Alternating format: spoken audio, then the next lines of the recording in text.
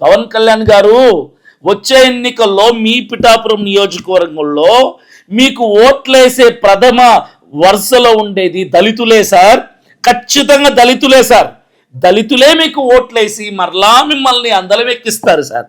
ఖచ్చితంగా ఇదే జరుగుతుంది, జరగాలి అని నేను ఆశిస్తున్నాను. ఎందుకంటే మీరు దళితుల పక్షమున నిలబడ్డారు కాబట్టి, దళితులకు ఫేవర్గా మాట్లాడుతున్నారు కాబట్టి, దళితుల కోసం కంఠం విప్పారు కాబట్టి, నా నియోజకవర్గంలో దళితులకు ఇలాంటి అవమానం జరగటానికి వీలు లేదు అని మీరు మాట్లాడుతున్నారు కాబట్టి సార్ మీకు ఓట్లేస్తారు సార్ దళితులు. ఏం మనుషులండి నాకు అర్థం కాదు. మీ నియోజకవర్గం అది మీకు చిన్నతనం అనిపించట్లేదా సార్? ఒక ఉప ముఖ్యమంత్రి గారు, డిప్యూటీ సీఎం గారు మీ నియోజకవర్గంలోనే ఇంతటి కుల వివక్ష జరుగుతుంటే మీకు అది అవమానకరంగా, చిన్నతనంగా, తక్కువగా అనిపించట్లేదండి?